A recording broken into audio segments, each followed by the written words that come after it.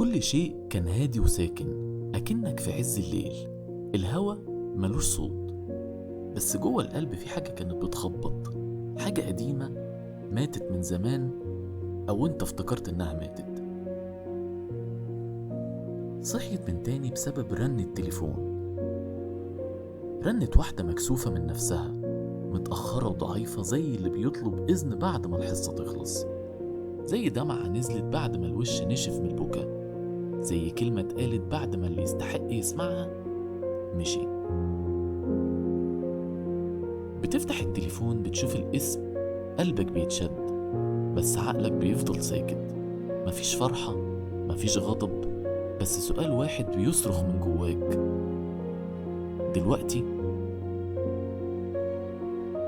دلوقتي بعد ما السكوت كسر كل اللي ما بينكو، بعد ما الندم بقى عادة مش لحظة، دلوقتي بعد ما انت قلت كفاية، دلوقتي بعد ما التعب قفل باب الأمل. الكلمة اللي ما اتقالتش امبارح عمرها ما هتتقال، خلاص فقدت معناها. الكلمة اللي كانت بتنقذ دلوقتي بقت بتوجع، الكلمة اللي كانت حلوة دلوقتي بقت مرة. مشاعرنا ملهاش أرشيف، ما بتتحفظش لوقت بعد كده، ما بتتخزنش لحد ما تبقى جاهز إنك تقولها. المشاعر لو ما اتقالتش في وقتها بتدبل زي الورد، بتفقد لونها وريحتها وطعمها، بتبقى زي الوردة من غير أي لون، زي الغنوة من غير أي لحن، زي حضن ملوش صاحب.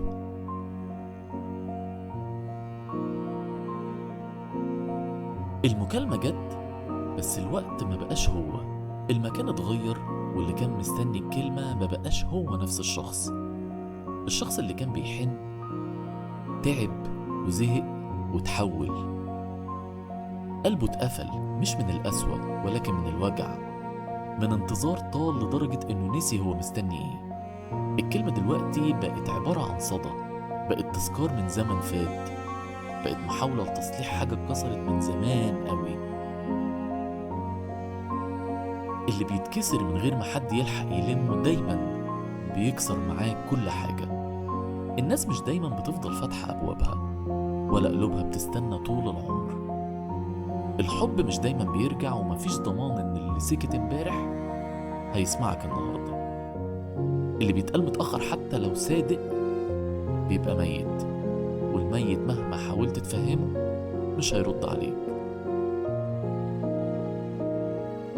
المكالمة لسه شغالة، الصوت اللي من الناحية التانية مهزوز ومتردد، نفسه يقولك أنا كنت بفكر فيك، بس الكلمة بقت تقيلة، مش عشان معناها وحش، بس عشان جت متأخرة قوي، زي حد بيرجع يعتذر بعد ما الحكاية ماتت خلاص واتبنى فوقيها مليون حكاية. اللي بيحاول يرجع بالزمن بينسى ان الوقت لما بيعدي بياخد مع الإحساس، بياخد الدفى، وبياخد الرغبة في اننا نسمع، بياخد معاه التسامح، وبياخد معاه حتى البداية الجديدة. في لحظة بتفهم انك مش زعلان من الشخص، لا، انت زعلان على نفسك، على الانتظار اللي ما تقدرش، وعلى الكلام اللي كنت مستنيه وعمره ما جه، على اللي اتكتم جواك عشان مفيش رد، على اللي اتقال بصوت عالي ومحدش سمعه. بتزعل على اللحظة اللي كنت مستعد فيها تدي كل حاجة، واللي كان قدامك هو الشخص الغلط، واللي اختار انه يسكت، اختار يتأخر، واختار يفكر في نفسه بس.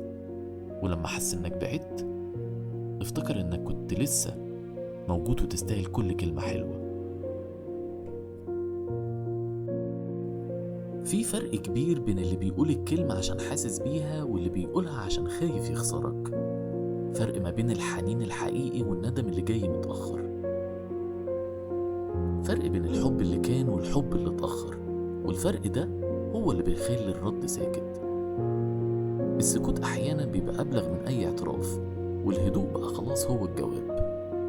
المكالمة بتفضل شغالة بس مفيش صوت، لأن اللي بيتقال دلوقتي اتقال جواه من زمان، واتدفن واتبنى فوقيه سكوت، واتثابت المشاعر في مكانها تموت. الزمن ما بيرجعش، واللي بيعدي من غير كلام بيرجع يتكلم بس بلغة مكسورة، لغة محدش بيفهمها غير اللي اتوجع، وفي الآخر اتقفلت المكالمة من غير ما أي حد يقول مع السلامة، ومن غير حتى كلمة وداع، من غير أي دموع ومن غير وجع واضح. بس في حاجة اتكسرت جوه الطرفين، اتكسرت من غير صوت بس هتفضل ترن وتزن زي صدى بعيد قوي، صدى مكالمة جت متأخر.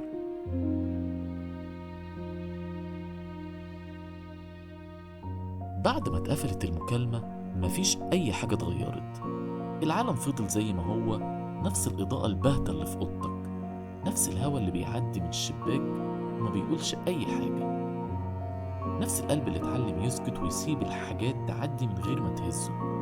بس في إحساس غريب، هو مش حزن ولا راحة ولا حتى ندم، هو أشبه بفراغ، فراغ شكله شبه السلام بس طعمه مر لأنه جاي بعد حرب طويلة بين القلب والعقل، حرب الأكيد إن خسر فيها الاتنين.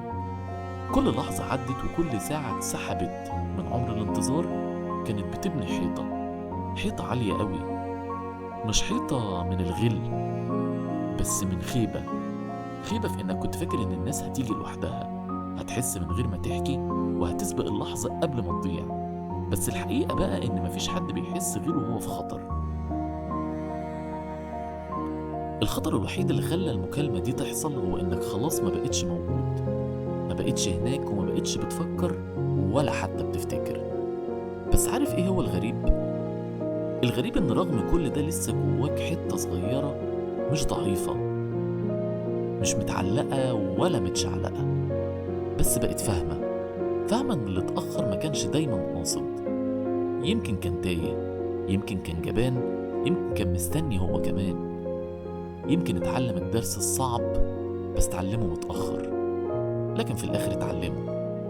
ودي الحتة اللي بتخليك تسامح من غير ما ترجع، وتطبطب على نفسك من غير ما تحتاج حد يعمل كده. انت خلاص عرفت ان المشاعر مش بس لازم تتقال، ولكن لازم تتقال في وقتها بصوتها وبحرارتها قبل ما تبرد، قبل ما تتحول لحاجة تانية مسخة، قبل ما اللي قدامك يقفل الباب ويمشي وهو شايل سؤال واحد جواه: ليه الكلمة ما اتقالتش في وقتها؟ مع الوقت بنفهم ان مش كل الحكايات محتاجة نهاية، وفي بعض النهايات بتيجي على هيئة مكالمة جت متأخر، فبتبقى آخر مرة.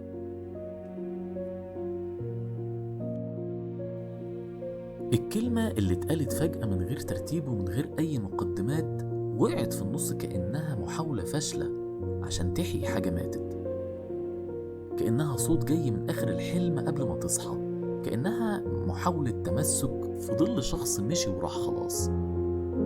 انت محتاج، بس محتاج ايه؟ وقت، ولا فرصة، ولا علاقة، ولا جزء من الروح كان مربوط بالكلمة اللي اتأخرت؟ الكلمة نفسها كانت ناقصة، كانت ضعيفة ومهزوزة، كأنها مش قادرة تشيل المعنى اللي جواها، كأنها عايزة تقول حاجات كتير بس اتكتمت فجأة. السكوت اللي جاي بعدها كان واضح وأوضح من أي شرح، لأنك لما تسمع كلمة زي دي بعد كل اللي فات ما بتعرفش ترد، ما بتعرفش تصدق، بتحس إنك شايف فيلم قديم اتقطع منه مشهد مهم، وأول لما رجع بس مش في وقته. اللي بيجي متأخر دايما بيبقى شايل مع حمل كبير، مش بس من الزمن والوقت اللي ضاع، لكن من الإحساس بالذنب ومن الحيرة ومن الأسئلة اللي ملهاش إجابات. كلمة محتاج بتبقى كأنها اعتراف ضمني، كأنها بتقولك أنا عارف إنك ما كنتش تقدر، كنت حاسس بس ما تكلمتش، كنت فاكر إن الوقت لسه بدري، بس الوقت ما بيستناش حد. اللي ساكت النهاردة ممكن ما يلاقيش فرصة بكرة، يمكن تكون الكلمة دي محاولة مسح لأي حاجة وحشة حصلت بينكم، محاولة تصليح أو حتى وداع بينكم. بس الحقيقة إن في حاجات ما بتتمسحش، وفي وجع مش بيتشال بالكلمة، حتى لو كانت طالعة من القلب. اللي اتمسح مراحش، واللي اتقال اتسجل خلاص، بس جوه روحك مش على الورق. واللي اتكسر اتعلم، ما بيتنسيش.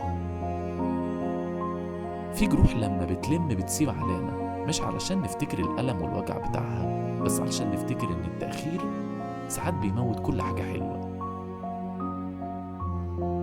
الكلمة لما بتتأخر بتفقد قدرتها على الإصلاح، بتتحول لندم، بس ندم ناعم وهادي، وبيظهر في أحلامنا كل يوم.